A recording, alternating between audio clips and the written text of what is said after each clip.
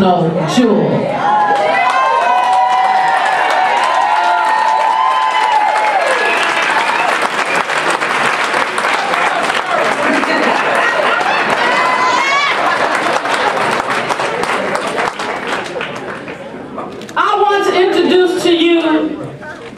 Our Secretary Treasurer of our International Union of ASME, Mr. Lee Saunders.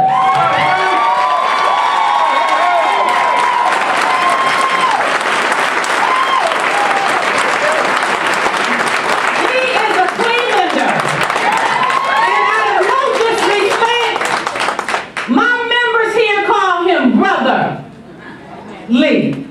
For the simple fact he walks and he talks union. He walks and he talks with us. And he is our jewel of ASME. Lee Saunders.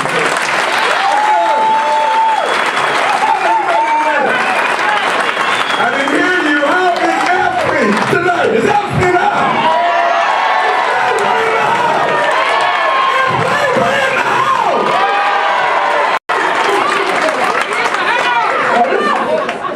This feels like a revival in here today.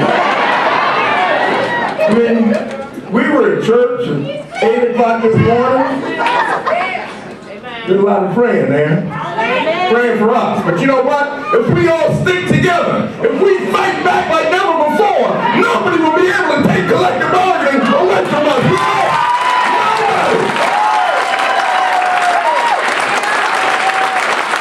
You know what's happening here? I hate to say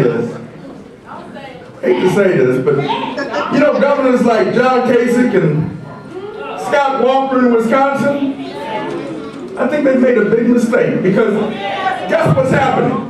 A giant, a sleeping giant is finally awake.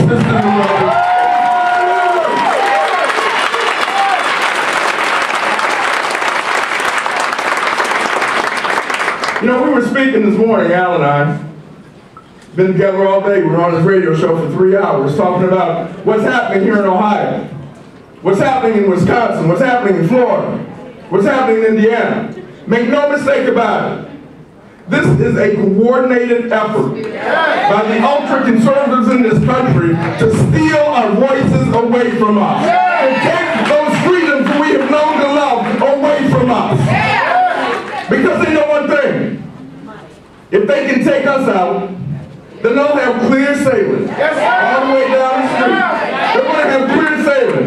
But what they don't know and what they don't understand is that we are labor, we are the community, we are taxpayers. We're going to fight like hell for our freedom. We're going to fight like hell to keep our voice. It's time. It is time. Now, isn't it ironic?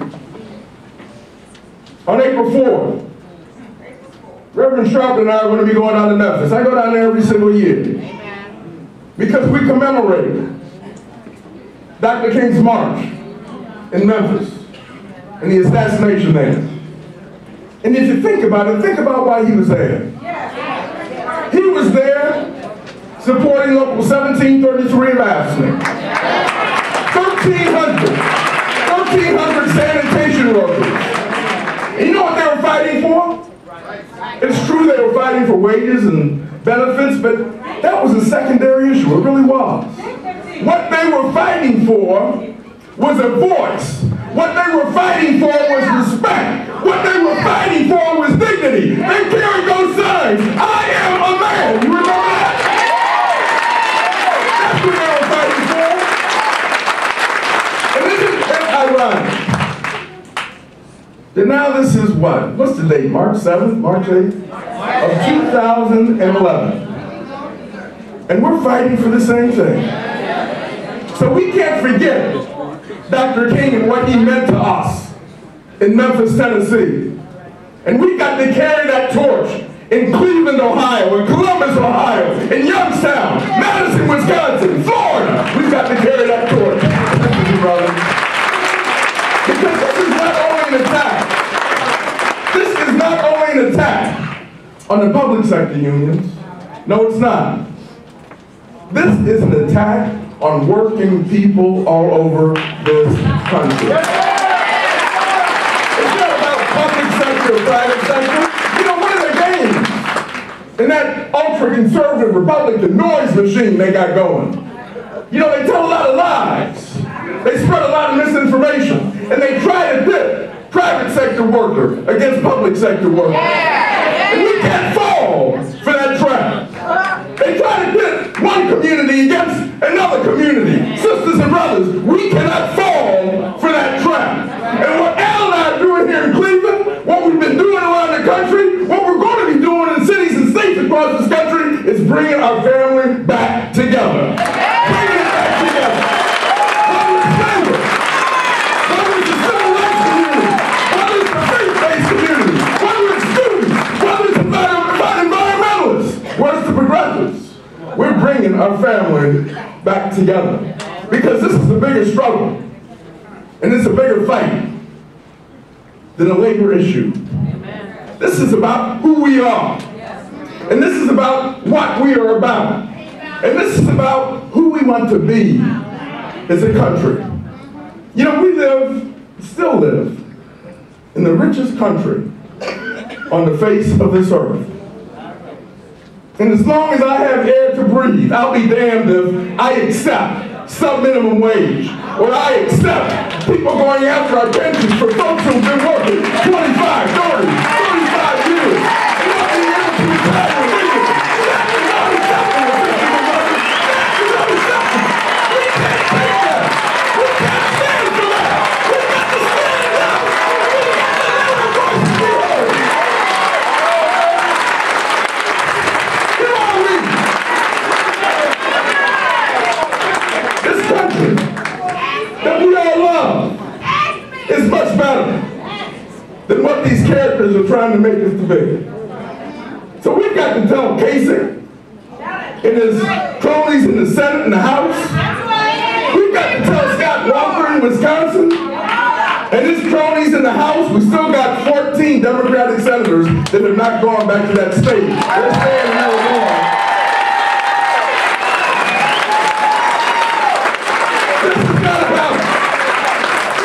This isn't about balancing a budget. It's not at all.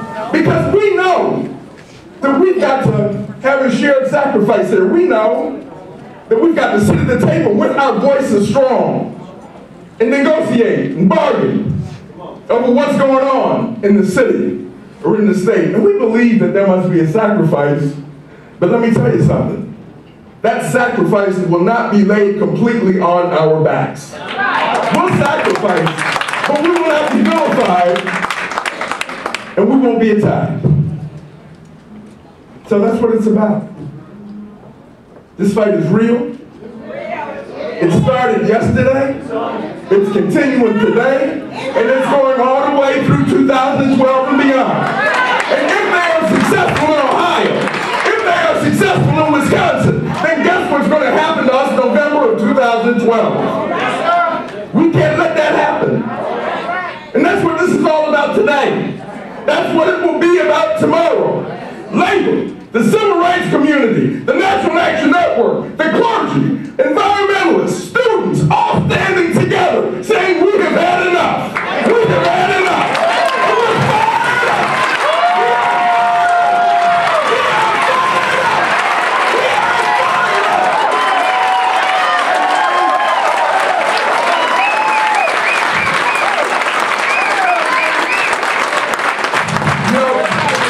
Frederick Douglass once said, if there is no struggle, there is no progress. If there is no struggle, there is no progress.